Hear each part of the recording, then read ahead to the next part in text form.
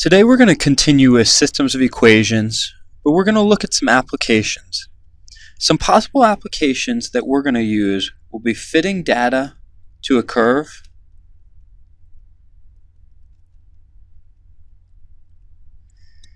possibly some applications in manufacturing, mixing solutions, coming back to our mathematics of finance and looking at investments. There's several others, but those are the ones that we're going to focus on for right now. I'd like you to keep in mind, in a word problem, what I'm looking for. 100% of the time we need to define our variables. Previously I've asked you to write an equation without x, or without your variable, and then an equation with your variable. In this case, I'm just going to ask you to write the multiple equations. I'm then going to ask you to solve those equations through whichever method you so choose, whether that be algebraic, using substitution or some form of elimination. Also, it could include matrices. And then finally, we need to interpret our solutions. Today, we're going to focus on two different applications. One, fitting data to a curve, and two, investments. We'll start with the investment. A total of $50,000 is invested over 3 funds. By the end of the year, it's determined that one fund paid out 6%, the second paid out 8%, and finally the third paid out 10% interest. The total yearly interest earned was $3,700. Twice as much money was initially invested at 6% as was invested at 10%. We've been asked to determine how much was invested in each of those funds.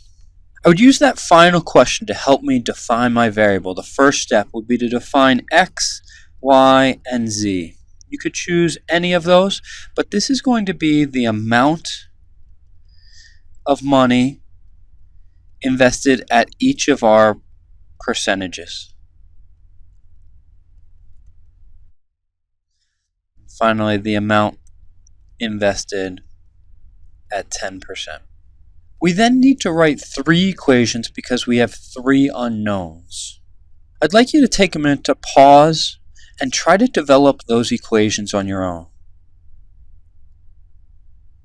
I would use this first statement, the total of $50,000, to write my first equation. The amount at 6 plus the amount at 8 plus the amount at 10 winds up equaling our total of $50,000 invested. I would use the yearly interest to help me develop a second equation. My second equation is going to be that 0.06 of x plus 0.08 of y plus 0.10 of z is going to equal my total interest. Finally, I would use this statement that twice as much is invested at 6 as is at 10 to develop my third and final equation, which is the amount that's invested at 6%, x, is going to be equivalent to twice as much as is invested at 10%. In order to solve this systems of equations using matrices, I need everything stacked up nicely. I need x's on x's, y's on y's, z's on z's, equals on equals, and the constants on constants. I don't currently have that, so I'm going to rewrite my third and final equation to be x plus 0y minus 2z equals 0. That's what I'm going to use to help me set up a matrix. The matrix that I'm going to set up will be a 3 by 3, which has coefficients of 1, 1, and 1 for my initial equation, 0.06, 0.08, and 0.10 for my second equation, and then 1, 0, and negative 2 for my third equation. I'm going to need to multiply that times a matrix of x, y, and z, my variable matrix, and that will equal my constants of 50,000, 3,700, and 0. In order to get my matrix to the other side, I'm going to have to use an inverse. So I will say that my variable matrix x, y, z will equal the inverse of my variable coefficients, 1, 0, and negative 2. We need to take the inverse here and multiply that times a second matrix of the constants. The resulting matrix will be a 3 by 1 matrix. That 3 by 1 matrix will be 30,000, 5,000, and 15,000. Some things I would just double check. Do the total investments add up to be 50,000? Yes. Is there twice as much invested at 6%, which was X, as was invested at 10%, which is Z? Yes. There's 30,000 versus 15,000. Let's check out what this looks like in the calculator. So I'm going to hit second matrix. I'm going to edit matrix A to make sure it has the correct coefficients of 1, 1, 1, 0.06, 0.08, 0.1, 1, 0, negative 2. I'm going to make sure that matrix B has the correct values of 50,000, 3,700, and 0. I'm going to go back to my main screen. I'll pull up matrix A. I need to take the inverse of that matrix A. I'm going to pull up matrix B. I'm going to multiply them together, and I will get output of 30,000, 5,000, and 15,000, which are the values that are stated here. I need to do one more thing, which is write a line that interprets my solution. My solution is that $30,000 has been invested at 6%, 5,000 has been invested at 8%, and 15,000 has been invested in the account that earned 10%. That's my final solution. We're going to check out a second application problem where we're fitting data to meet a curve. We're told that the function is a quadratic function. This function passes through the following points: 1, 2, 3, 18, negative 6, 9. Another way that this could be written is that f of 1 equals 2, f of 3 equals 18, and finally f of negative 6 equals 9. We're asked to find the quadratic function and identify the zeros of that function.